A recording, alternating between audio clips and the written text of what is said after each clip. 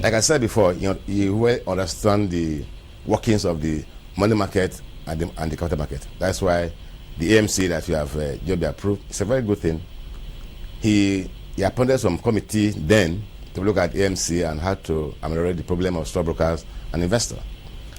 Like I said, nobody lost money in the money market, which is good news for us, unlike other countries in the US and Britain. Because of the way he managed that was very good. People lost money in the capital market.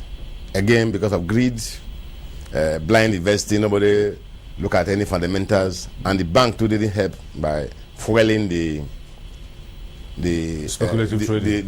The pricing mechanism was not okay. If you ask the broker why is it moving price, we tell you his client want the price, and the bank were falling in with some money. What it did was to stop a systemic issue in the banking industry, because we all know that the bank themselves were reporting profit in quote, because if you say you have a profit, your profit and your cash should be close, except for depreciation, provisions, and accruals. But in most cases, this bank will report billions of profit in quote, and yet they don't have the cash to back it up. We know that something was wrong, so he came here at a very right time to curtail that systemic problem, and that was very good. And he didn't just face the money market, he equally looked at the capital market. Very quickly, he just talked about coordination between what he does at the central bank and what OTE, or the Securities and Exchange Commission is doing. With the way you've heard some pronouncement regarding corporate governance, dual membership of board of directors or multiple directorship in companies and all that, especially in the banks, you think it's a good time to have everybody speak with one voice? That's true. The regulators should work in tandem. They should work together because they are pursuing the same goal, the financial system and the global and the entire economy. Be that as it may, some of the policy for me were not well implemented. For example, the bank tenure for 10 years, or is it 12 years? I don't know. A bank MD. If you look at all these banks, some of them are still very young. They grew this bank from beginning. For them to be asked to leave when they are at their prime, when they are still very strong and creative and productive, to me it's not too good. You cannot throw away the baby with the bathwater. For the fact that some few people did not do well in terms of corporate governance, maybe the MD themselves were not too heady in the way they conduct their affair. Everybody was bad. Those young CEO of bank who are still very active, still very productive, I think they should be allowed to stay. Okay? For that, because it will discourage enterprise. If you begin to do that people that grew their bank from the beginning to where they are, just because of one policy, they have to leave. Okay, I agree that the more you stay in a place, the more likelihood of corruption or the tendency of conflict of interest. But you should look at them on a case-by-case basis, not just blanket kind of policy. That is one for that. Then the directors of bank who have spent 12 years and they have to quit. That too, you need to have a think on that. Look at them case-by-case basis. Are they productive?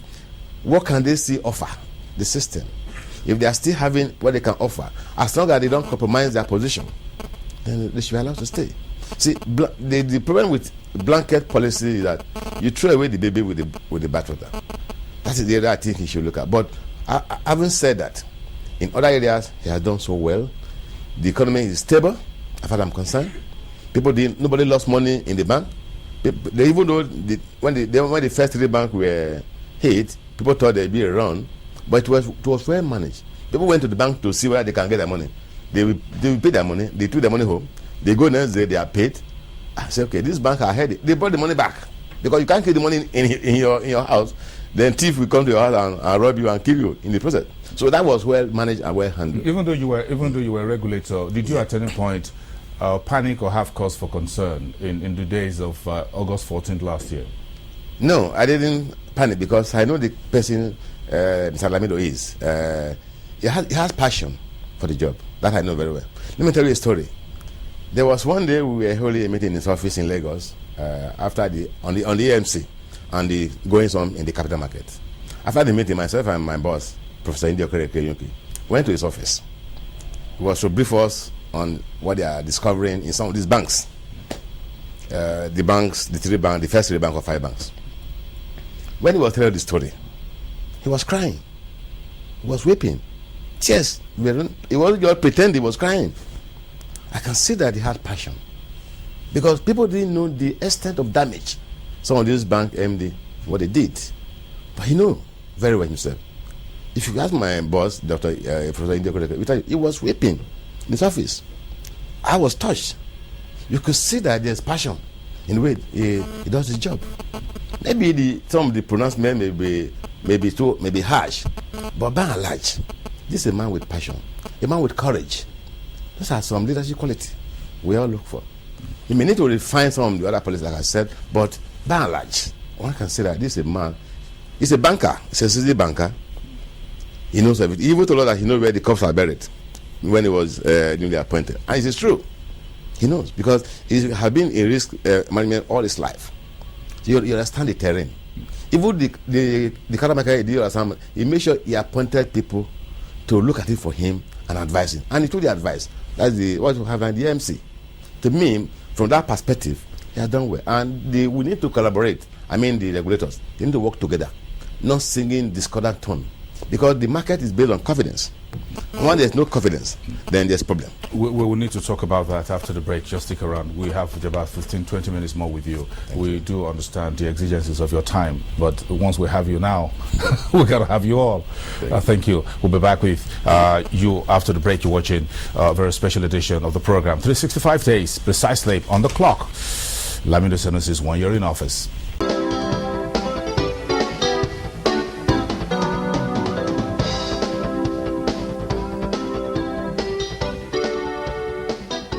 The 65 days of Lamido is in office precisely today, 4th of June, 2009.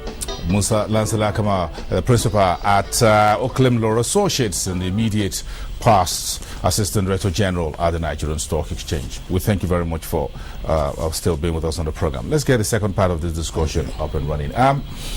Despite the hit, as it were, that the stock market took since 14th of August last year, we've seen the market hit very historic lows, as it were.